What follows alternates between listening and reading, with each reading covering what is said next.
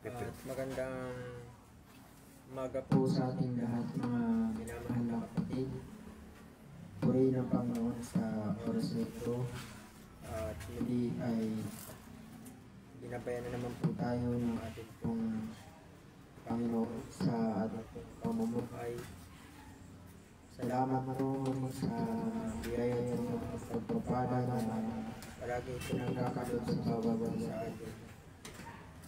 At ngayon sa mga oras na ito ay muli na naman po tayo pinagkatipon-tipon upang tayo po ay makapulong dakila sa ating banal na pangalan at muling makabahagi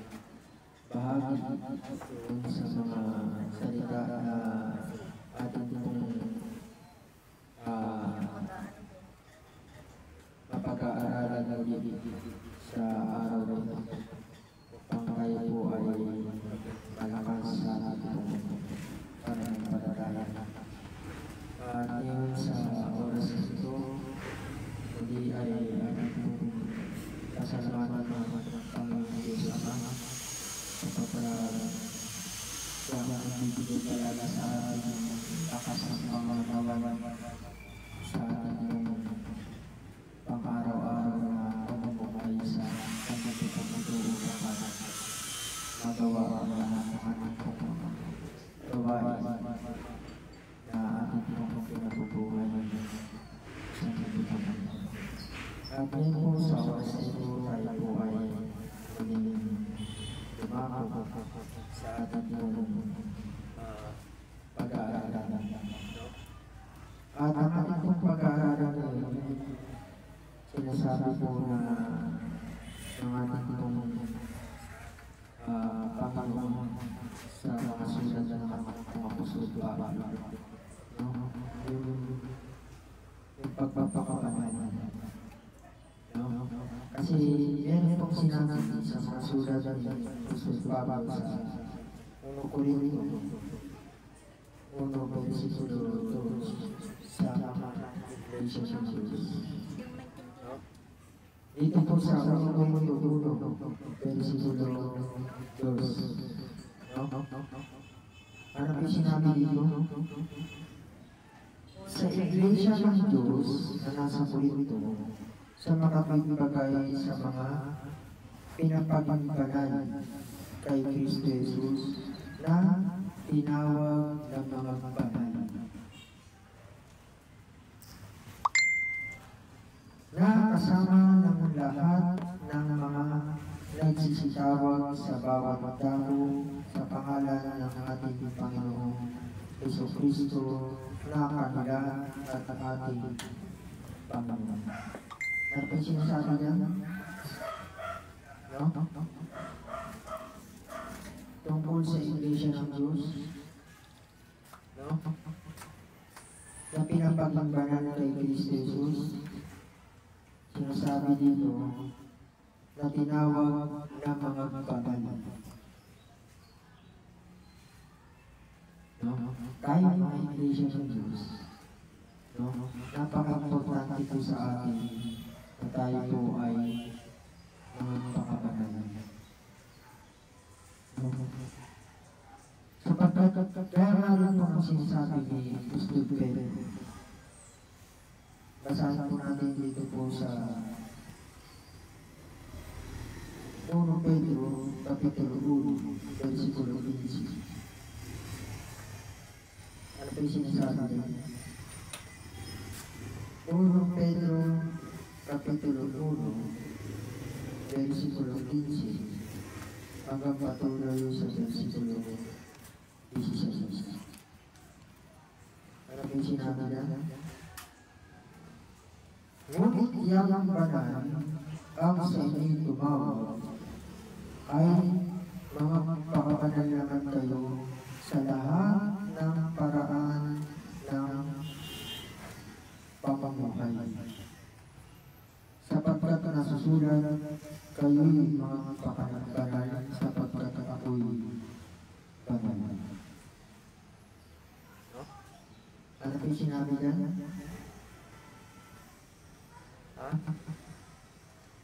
lamang banal ang sa inyo tumawag ay mga pakabanal naman kayo. Sino ba yung tumawag sa atin? Ang Diyos sa pamamagitan ni Kristo. Kaya importante po sa atin na tayo po ay mga pakabanal. Kasi gaya nga po nung nasusulat, na sinasabi po dyan ni Apostol Pedro sa kanyang sulat, no? Sapagkat nasusulat kayo'y mga pakabanal sapagkat ako'y banal. Yan yung sabi ng Diyos ay sinulat ni Apostol Pedro. No? Kaya importante po sa atin sa lahat ng pamamaraan ng ating pong pamumuhay. No? Kaya nga po sinasabi po sa mga sulat ng Apostol Pablo, yung pagiging banal ng mga nakay Kristo.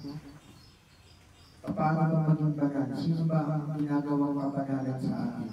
Kristo. Sino? Kristo. Yan, si Kristo. No?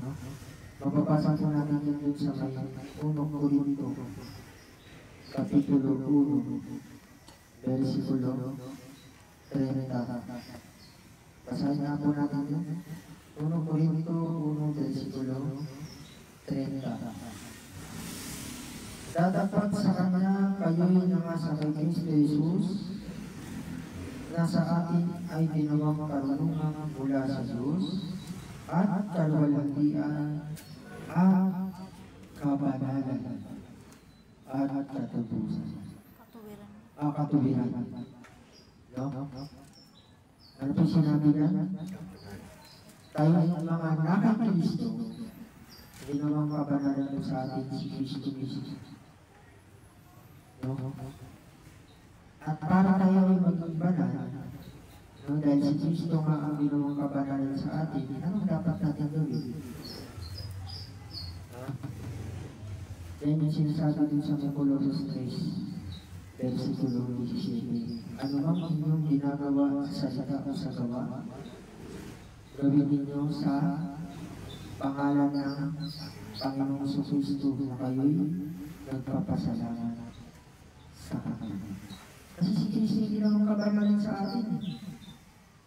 Ngayon ang sinasabi ng kasulatan, no? Dahil si Kristo ang ginawang kabanalan sa atin, at para tayo maging banal, no? Lahat ng mga bagay na sinasalita natin, ginagawa natin, dapat sa pamamagitan ni Kristo. No? Lahat ng mga, kaya sabi din sa pinasa natin kanina, sa 1 Pedro 1, versikulo 15, no? Sa lahat ng paraan ng pamumuhay, no? Na kayo yung pakabanal. Sabihin sa lahat ng paraan ng pamumuhay, kung ano yung mga ikinabubuhay natin, kung papaano tayo nabubuhay dito sa sanlibutan, no? Pinakailangan maging banal. Diba? At mayroong mga bagay na dapat natin gawin para makamit po natin yung kabanalan na yun o maisagawa natin. Paano?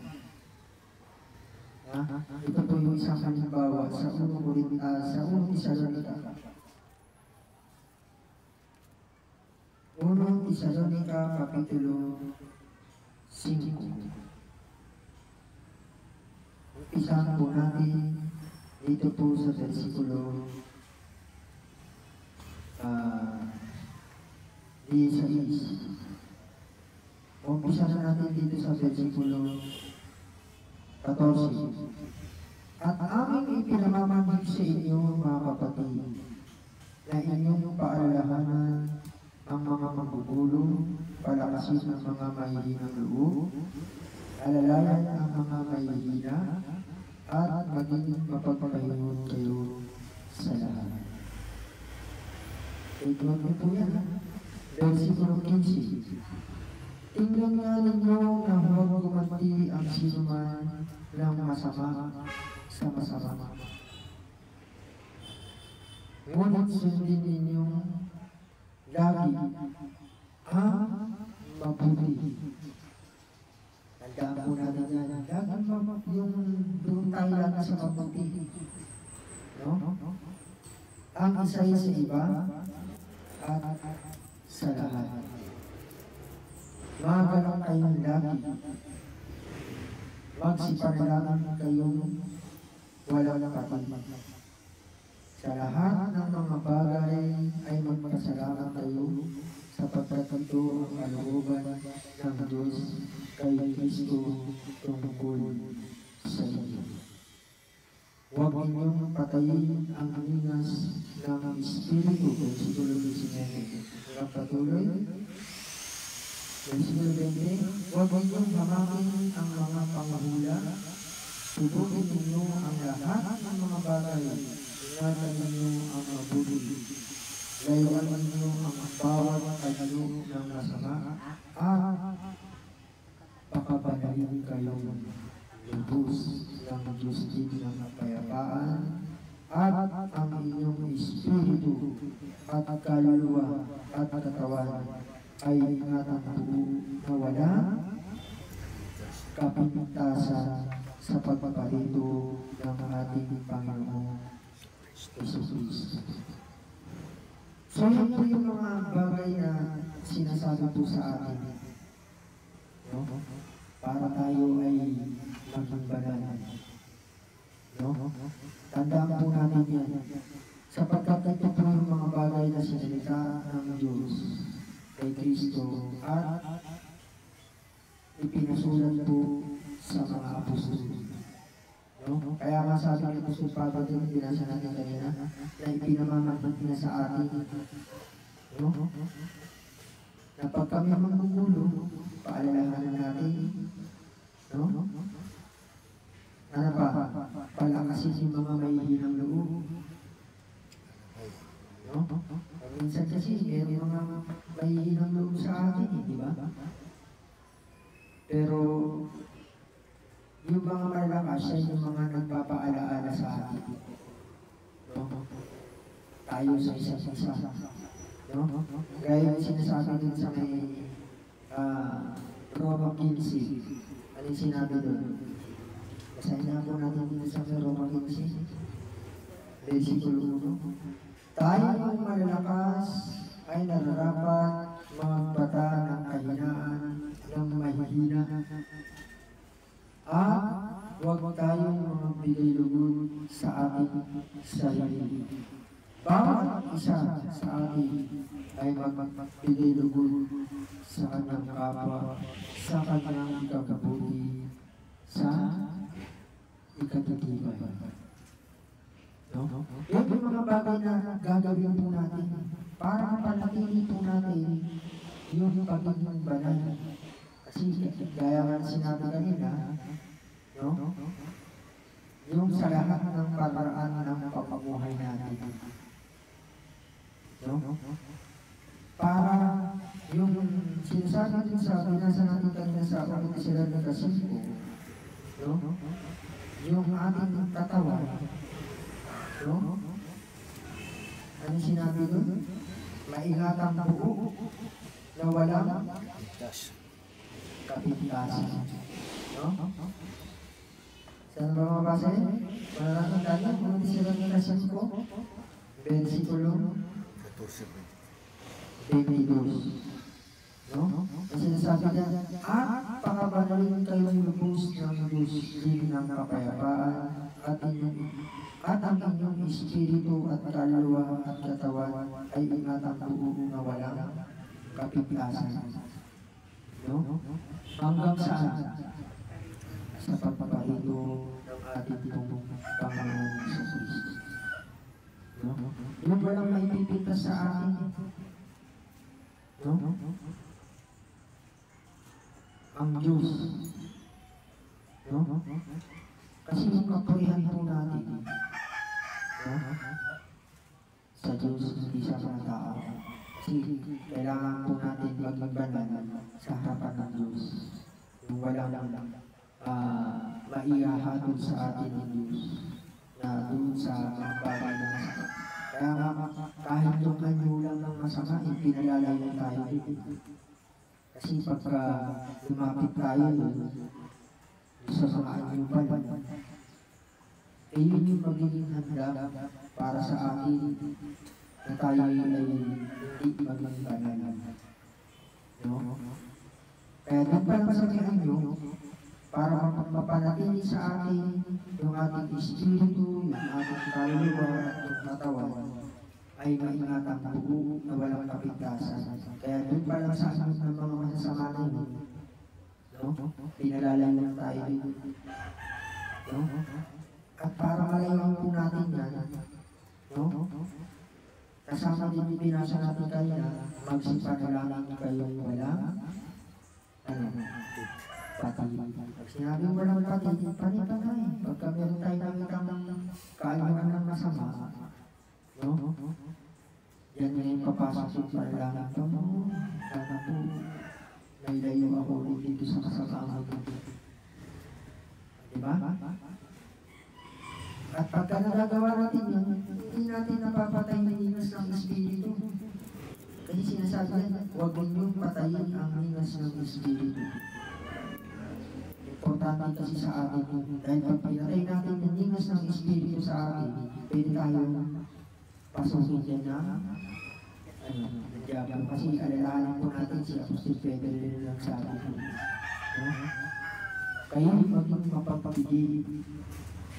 Kayo maging mapapatuyan ang inyong kalaban na Diablo na gaya ng iyong mabuhay ay humahanap na masisila na. Gumagawa kasi ng paraan na kahit konting bagay lang yan, makasilip lang ng bonus yan.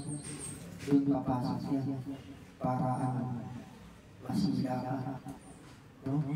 Kaya importante sa atin, yung linas ng Espiritu, hindi mamatay yun. No? Na kinakailangan sa atin manatili yung linas ng Espiritu. Kaya nga yung sinasabi sa atin, pagka mayroong mahina sa atin, no? Tayo yung mga malalakas, kung sino man yung mga malalakas sa atin dahil, no? Batayin natin yung kahinaan ng mga nahihina. No? At ang gagawin po natin dyan, paalalaan po natin sila. Parang ginagawa natin, di ba? Pagka meron tayong mga bagay na nakikita sa bawat sa atin. Kasi minsan, no? Yung iba sa atin, nangihina eh. No? Hindi na nakakapag-isip ng minsan lang hindi tama. Pero sa atin, no? Nagkakaroon tayo ng ng pag-aaral. Kahit hindi nga sa ganitong mga pagkakataon, no? Sa ganitong tuwing Sabat, hindi lang sa ganito, no? Minsan sa pagka magkasama tayo, no? Pagka nagkakakwentuhan, mayroong mga bagay na nagiging problema. Kasi sabi nga, yung mga pahayagan kayo, di ba? Yung mga kasalanan, mga turuan sa isa't isa, di ba? Kaya minsan nagkakaroon tayo ng pagtuturuan. Diyan pumapasok kayo ng pag-aaralan sa isa't isa. No? Para yung mga bagay na masasama o yung kanyang masasama, nakaalis na agad yun.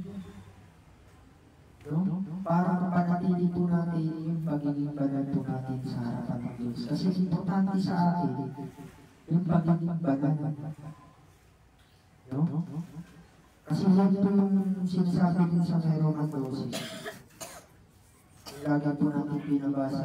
Yan po kasi yung katapatan pagsasamba sa Diyos. Na maihain po natin ang sinasabi yan. Kaya nga mga kapatid, 12:1, Roma 12:1. Ipinamahagi ko sa inyong alang-alang sa mga kahabagan ng Diyos. No? Na ninyong iharap ang inyong mga katawan na isang hain buhay, banal, nakaaya-aya sa Diyos na siya ninyong katatampatan pagsasama. Napaka-importante po sa atin magbanal na tayo. Kasi isa yan po sa mga pamamaraan para makasama tayo sa Diyos. No?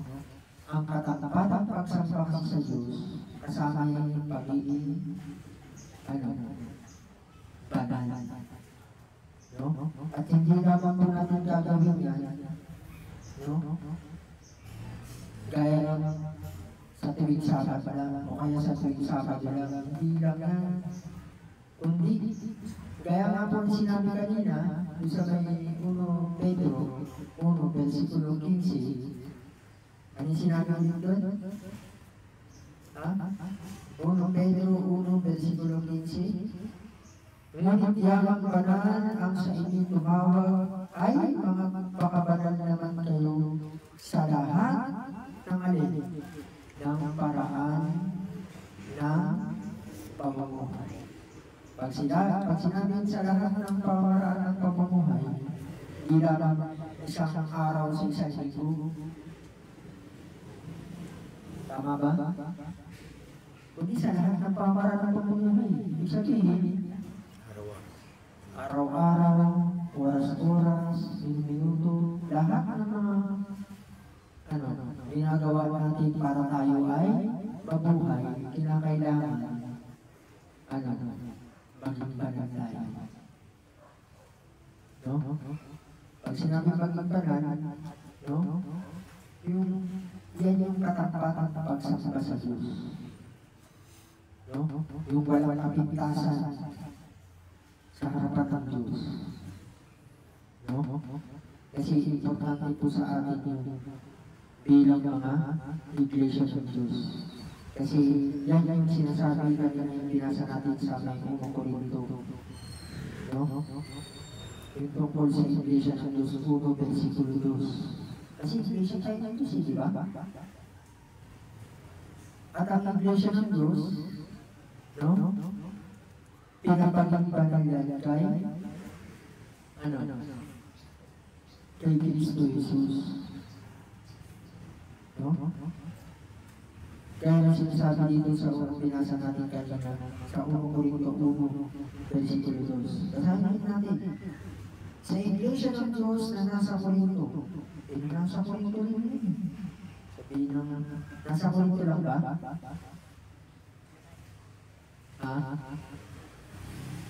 Tama ba? Nasa Korinto lang ba? Hindi. Tuloy pa yung basa.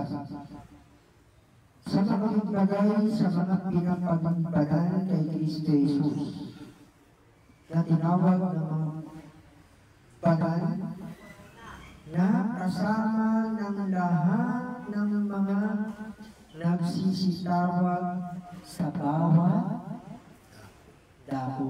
Sa Korinto lang ba? Kundi sa lahat, sa bawat dako, sa lahat ng mga nagsisitawag sa bawat dako. Kasama ba tayo din? Hindi, kasama tayo. Hindi lamang yung mga nasa saga Korinto. No? At kasama rin tayo dito tinawag na mga banal. No? Pag sinabi mga banal, inutusan tayo na magpakabanal. Kasi kaya nga sinabi ng Gusto Pedro, no? Na yung tumawag sa atin ay banal, kinakailangan magpakabanal din naman tayo. No? Sa lahat ng pamaraan ng ating pong pamumuhay. Tandaan po natin yan. No? At bakit natin ginagawa yun? Na mga pakabanal para yung katampatang pagsasama sa Diyos, no? May sagawa natin. Kasi yan yung pamaraan ng katampatang pagsasama sa Diyos.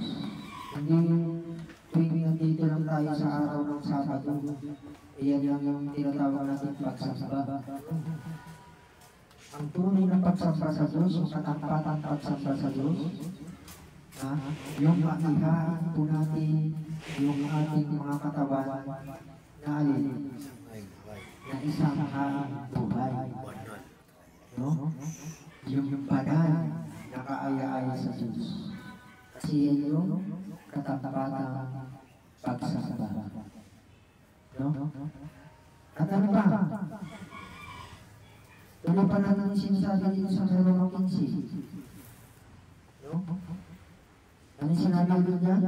Tayo ang malalakas ay nararapat mga bata ng kahinaan ng mahihina at huwag tayong magbigay lugod sa ating sarili.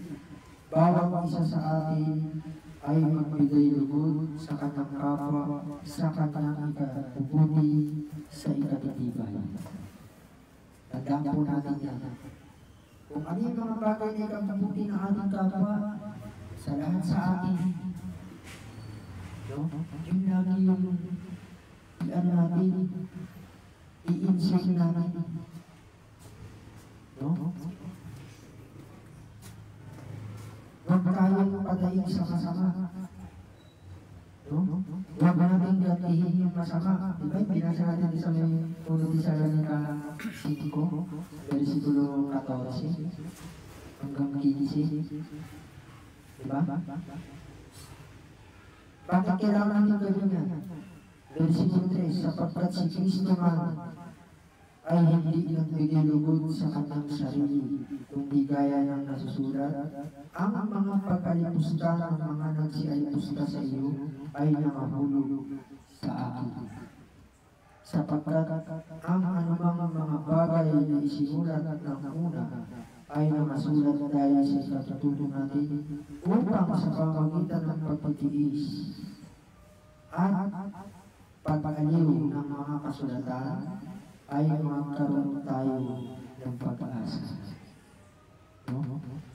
Kaya isinulat yung mga bagay na nangyari kay Kristo, yung mga pagkalipos na sa Kanya, no? Dahil sa katutunan natin para magkaroon tayo ng pag-asa sa Kanya.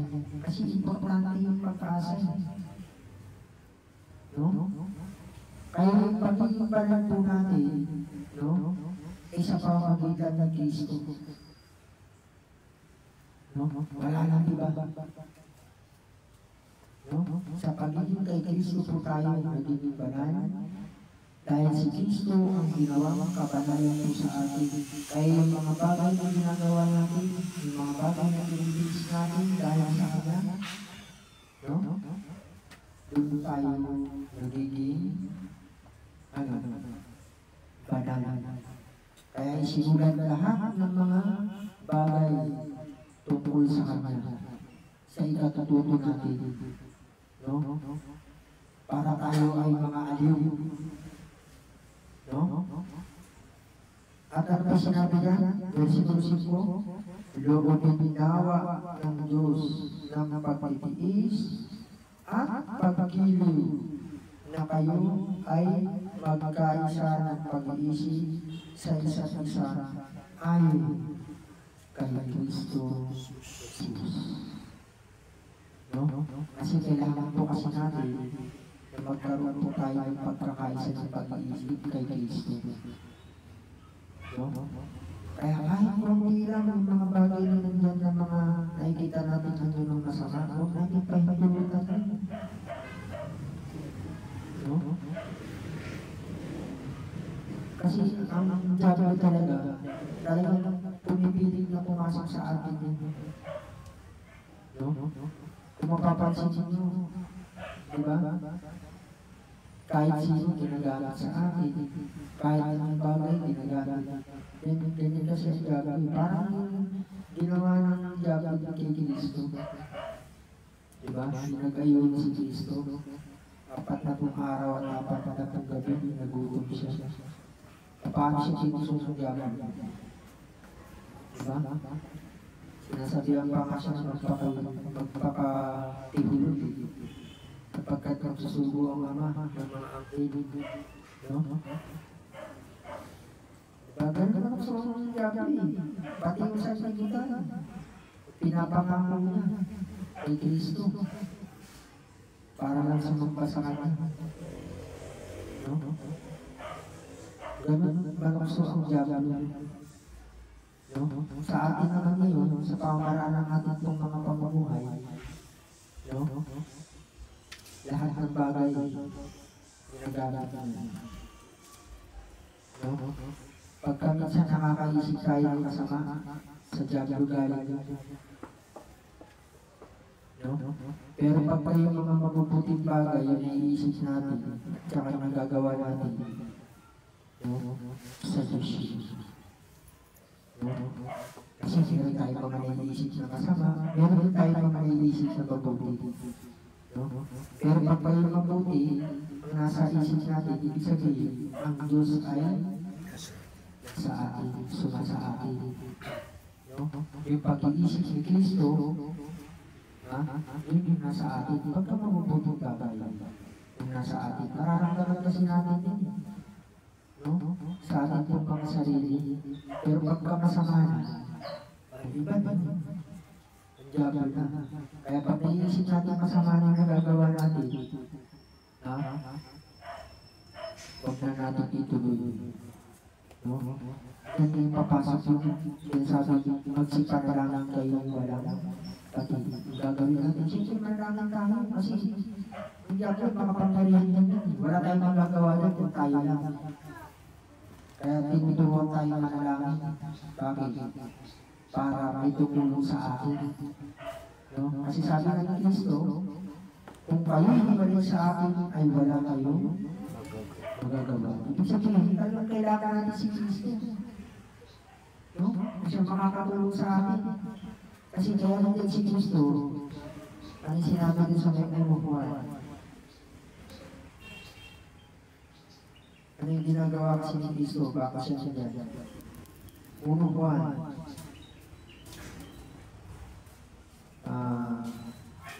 Kapitulo 3, versikulo 8.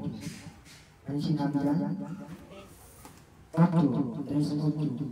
Ang gumagawa ng kasalanan ay sa Diablo, sapagkat buhat ng kasimula ay nagkakasala ang Diablo. Sa bagay ni ito'y nahayag ang anak ng Diyos upang iwasan ang mga gawa ng Diablo. Diba? Pagka nakakaisip tayo ng masama, kasi yung masama yan yung kasalanan. Sa Diablo yan. No? Ang tagapagwasak yan, si Kristo. No? Kaya yung parang importante po sa atin, kasi malaking bagay ang agagawa sa atin. Bakit? Dahil yan yung pamamaraan po natin para mawasak ni Kristo yung mga gawa ng Diablo. Kasi si Kristo lang ang may kakayanan. No? Dahil Diyos ang nagsugo kay Kristo. No? Sa pamagitan niya na iwawasak yung gawa ng Diablo. Siya kasi sinugo sa atin. Pagka dumadanas tayo ng mga may masamang pag-iisip, sana po, matulungan niyo po ako mapigilan ng kasamaan. Magpupunaw ang kanyang tulutan na may sagawa ko itong gawa ng Diablo. Diba? Mapapansin niyo, babago yung isip. Kasi nakasusunod natin din eh. Diba? Yung pagtatagumpayan natin din eh.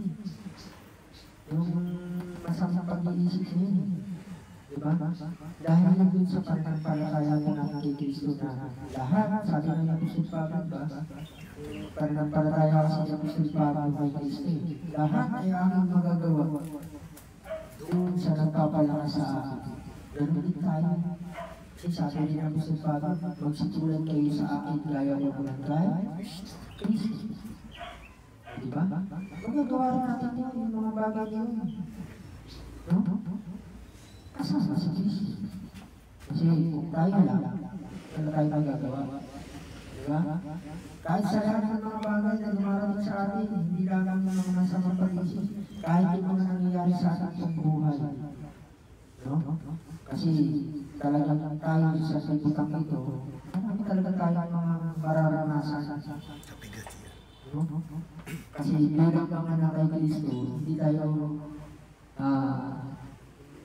yung isip kasi ng iba, pagka na kay Kristo, puro kong ginawa, puro pagpapala, no?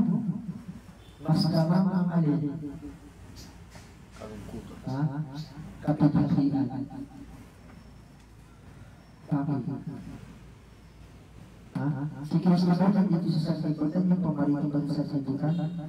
Puro ang ginawa ay dinanas na. Puro hirap, kahirapan. Pag-alipos naman. Diba? Kapitatian yan, kahirapan yan. Kaya huwag tayo umasa na ano. Kapag ka nakakaranas tayo ng mga kapighatian, dahil sa pinababayaan tayo ng Diyos mo, mas meron pa tayo pag dumadanas tayo ng mga dyan. Bakit? Nagiging karama tayo sa pangaliran ng Kristo. No? Huwag natin sasabihin na itinagpil na tayo ng Diyos, kaya tayo dumadaan sa kahirapan pa kuno. Kasama po talaga yan sa pagsubok, no? Sa ating pananampalataya.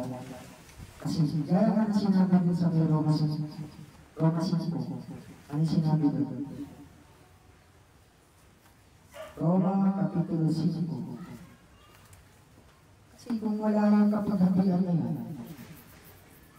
no? Wala. Hindi tayo tatawag na kay Kristo. No? Sa Roma 5, ano sinabi yan?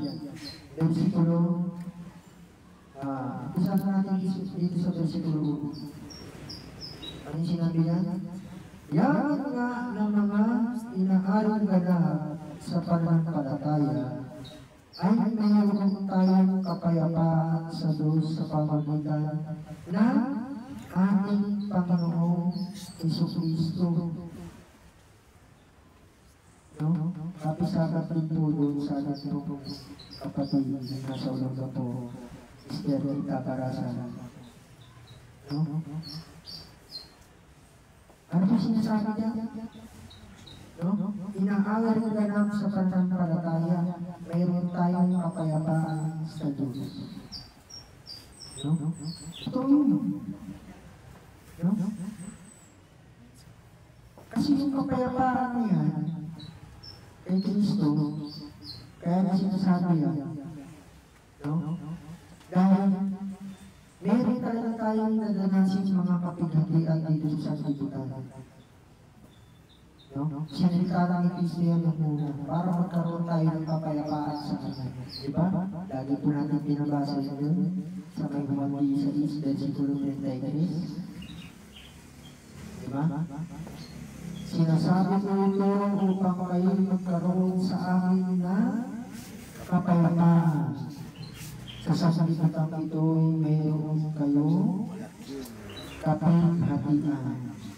Ngunit laksan niyo ang inyong loob, aking dinamig ang sanlibutan. No? Kaya nga sinasabi na meron tayong kapighatian dito sa sanlibutan para magkaroon tayo ng kapayapaan sa Kanya. At yung kapayapaan na yun, no? Kaya nga sinasabi dito sa versikulo 1 ng Roma 5, yaman nga ng mga inaaring ganap sa pamamagitan ng pananampalataya o sa pananampalataya ay meron tayong kapayapaan sa Diyos sa pamamagitan ng ating Panginoong Jesucristo. Sa pamamagitan din naman, iya'y magkaroon tayo ng ating pagpasok sa pamamagitan ng pananampalataya sa biyayang ito. na diyan ay nagsisilagi tayo at nanganagalang tayo sa pag-asa ng kaluwalhatian ng Diyos. Tignan niya, ha? No? Sa pamamagitan din kasi ng ating Panginoong Kristo, nagkaroon tayo ng pagpasok sa pananampalataya. No? Sa biyaya ito. Nadaan tayo nagsisilagi diyan sa pananampalataya niya sa pamamagitan ng ating Panginoong Kristo. No? At nagagalang tayo sa pag-asa.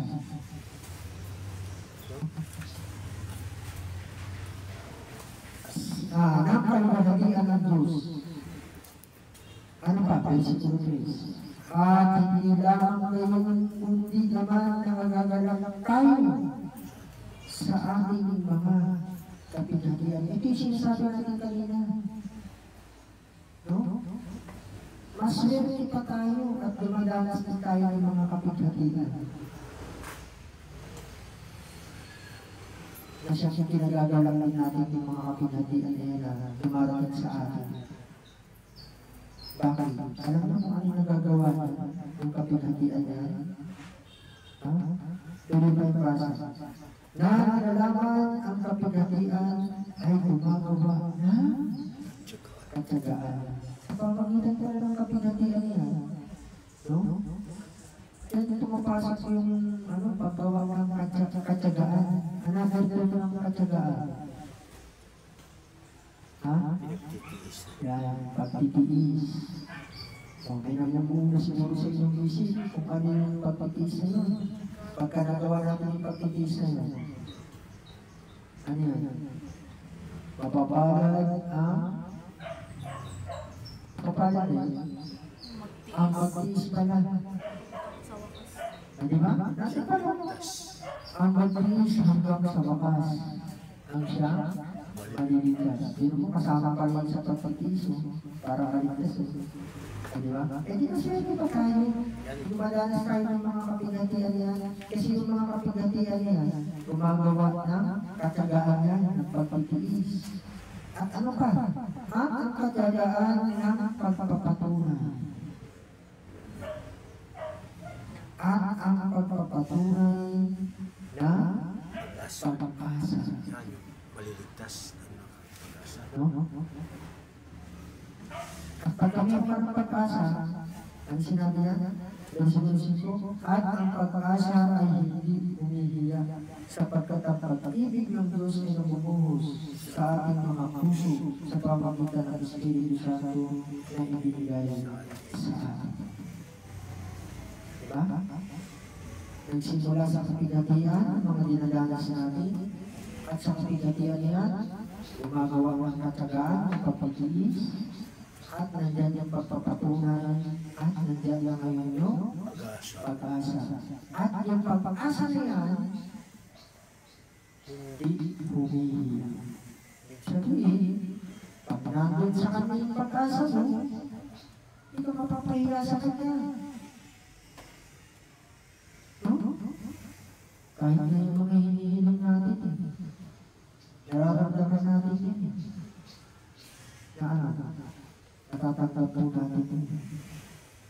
Totoo lang. Diba?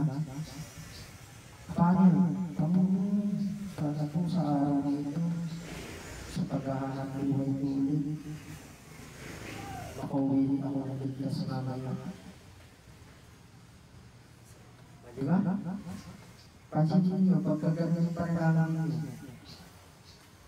nananalangin ba kayo ng ganun? Sa mga nagsisipaghanap buhay. Diba? Ako hinihiligtas. Panginoon, sana po sa pag-aaroy ko ulit. Tumita ako ulit para magpapagusto sa pagpagyaman. Diba?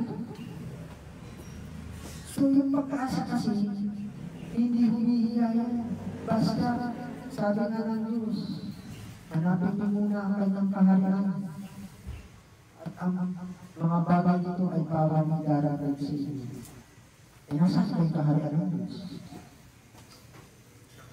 Paano ba natin mahanap yung kaharian ng Diyos? Ano ba yung kaharian ng Diyos? Tingnan. Roma 14, versikulo 17. Ano sinabi doon?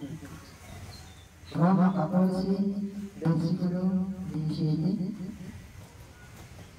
Sapagkat ang kaharian ng Diyos ay hindi ang pagkain at ang pag-inom, kundi ang katuwiran. Ano yung katuwiran? Righteousness. No? Katuwir na siya. At ang kapayapaan at ang kagalakan sa Espiritu Santo. Yan yung kaharian ng Diyos na dapat mong mahanap. No? Nandiyan kasi yung kapayapaan, yung katuwiran. No?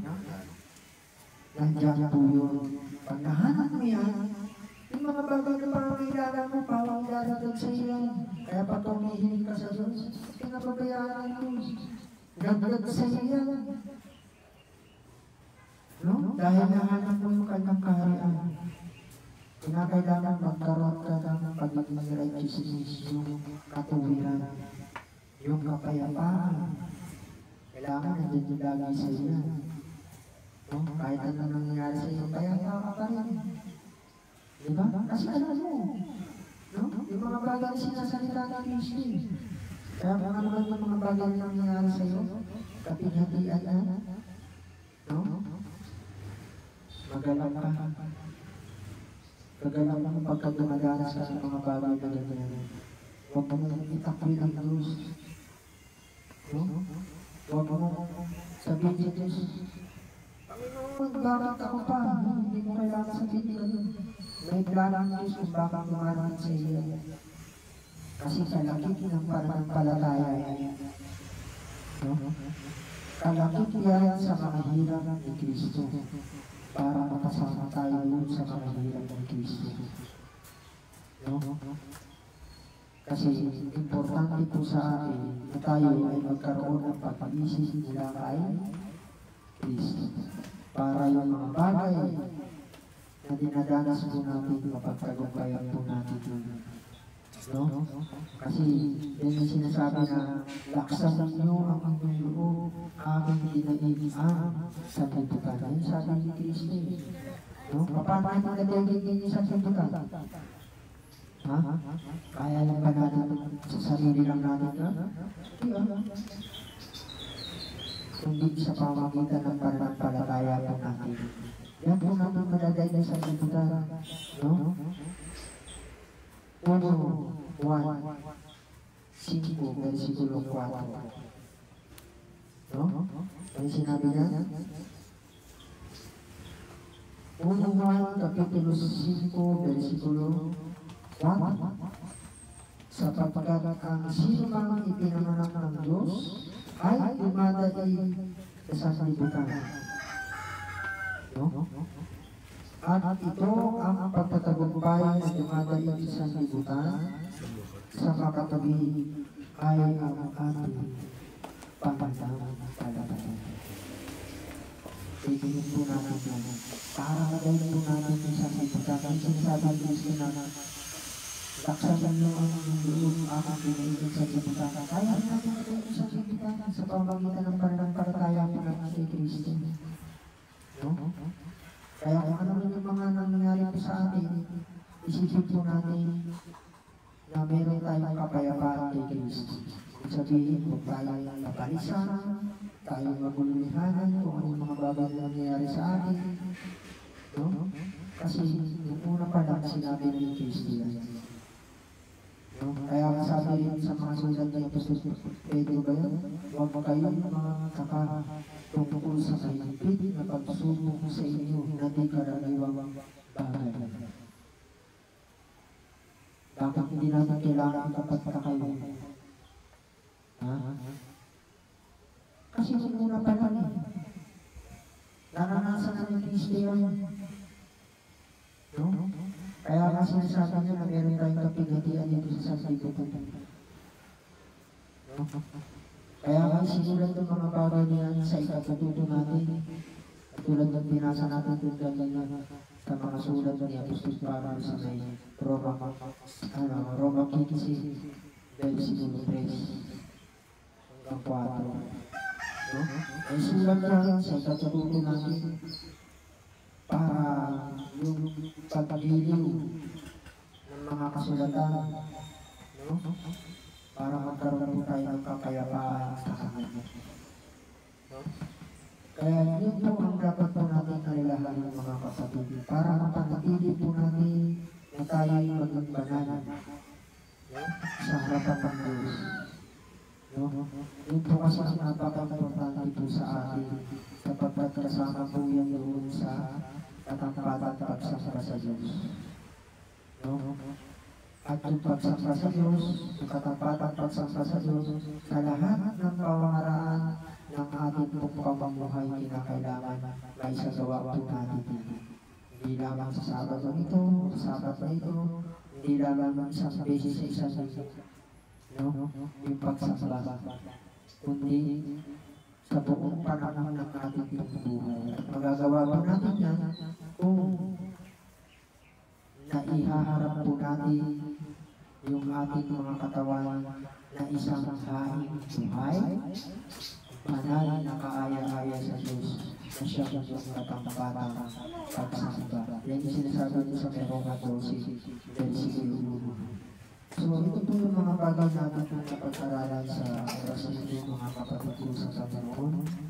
Sana po tayo po ay makapanatili sa ating Panginoon sa Kristo sa ating palataya sa Diyos. No? Sapagkat yung ating mga buhay natin sa itinagbubuhay sa sasipitang ito, no? Napagaman tayo po ay nakakaranas ng mga katititian, no?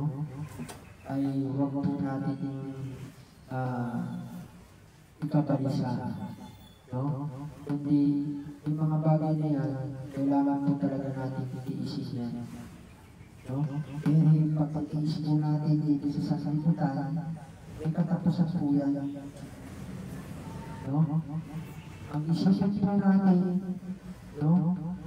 Kung papaano po tayo makakalapit doon sa tunay na buhay. Alam niyo yung tunay na buhay? Hindi yung buhay natin dito sa liputan, kasi yung buhay natin dito sa liputan, no? May katapusan yan, no? Yung buhay natin dito sa liputan, nasusugatan tayo, nagugutom tayo, no? Tumatanda tayo, nagkakasakit tayo, at kung ano-ano pang mga hirap na nararanasan po natin. Hindi yan ang tunay na buhay na sinasabi ng Diyos. Ang tunay na buhay, no? Yung buhay na walang hanggan, no? Kaya yung mga pagtitis po natin dito, ito natin dito itutumbas. Sabi natin sa Roma 8:18, tandaan po natin ito, ha? Roma 8, versikulo 18. Ano sinabi dyan? Sapagkat napatutuhanan ko na ang pagtitiis sa panahon ito hindi karapat-dapat na itutumbas sa kaluwalhatian mahayag sa atin. No? Sapagkat ang malinas na pagmimiti ng buong nilalang ay naghihintay ng pagkahayag ng mga anak ng Diyos. No? Kaya yun po ang dapat po natin pakatandaan. Yung pagtitiis natin sa panahon ito, hindi natin pwedeng itong pasyan doon sa may kaluwalhatiang mahayag sa atin. No? Pagka mapagpatisan po natin yung lahat ng mga bagay na narito sa liputan. Kasi yung pagpatiis po natin, kaya po nang sinabi kanina, ang magpatiis hanggang sa wakas, ang siyang maliligtas. No? Yung kaligtasan na yun, ayun yung ipinangako ng Diyos na siyang buhay na walang hanggan. No? Kaya sa versikulo 20, sapagkat ang buong nilalang ay nasakop ng kawalang kabuuhan. Hindi sa kanyang kalooban, hindi dahil doon sa sumakap sa kanya sa pag-asa. Na ang buong nilalang naman ay maging daya mula sa pagkaibig ng kabuluhan sa kalayaan maluwalhati ng mga anak ng Diyos. Kasi yung pamumuhay natin dito sa sanlibutan, talagang may kabuluhan. Ibig sabihin may kabuluhan, kumbaga sa isang patrahe, may expiration. Di ba? Kahit yung buhay natin, may expiration. Kailan may expiration ng buhay natin? Pag dumating na yun, pagkakaya natin. Di ba? Sabihin, ipas na tayo. Di ba? Pero pagkatapos nun, kasi kaya naman sa may Hebrew 27, na itinanggalan doon sa isang tawang mamatay, pagkatapos ito ay ang paghuhukom. Yung paghuhukom na yun, kinakailangan mapasama tayo doon sa ipinangako ng Diyos na buhay na walang laman.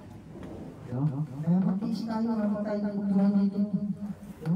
Dahil na po din sa mga nalalaman kasi natin na yung panahon natin dito, hindi po pahabayan. Paiksi lang. Ano ba? Kaya hanggang maaari, no? Kasi tayo, hindi natin alam kung kailan tayo dito sa sanlibutan. Pero alam natin na yung buhay natin ay paiksi. No? Bagaman hindi natin alam kung ano yung eksakto na mawawala tayo dito sa sanlibutan. Dapat nga lang, pagsikapan po natin makasama din sa itinamako ng Diyos sa buhay na wala ng magana. Paano natin gagawin yun? Siyempre, kinakailangan lagi po natin maihain ang ating mga katawan na isang hain buhay. Banal, nakaaya-aya sa Diyos. Yan yung kasi yung katampatan pagsasaka. Pag nagagawa po natin yun, no? Hanggang sa mawalan tayo dito sa sanlibutan, yung pinaka-finish lang natin, no?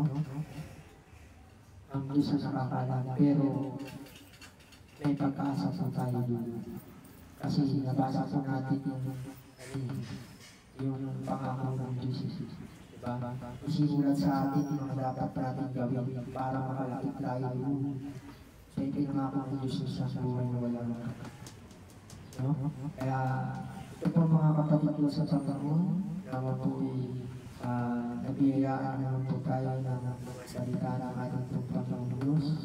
At nawa, ang mga salita ito ay naisahan po natin sa ating pagpapamuhay habang tayo ay nabubuhay sa sanlibutan ito upang tayo po ay makapanatili sa ating Panginoon Kristo at upang ang Diyos Ama siyang magbigay ng biyaya sa atin sa pamamagitan ng ating Panginoon Kristo.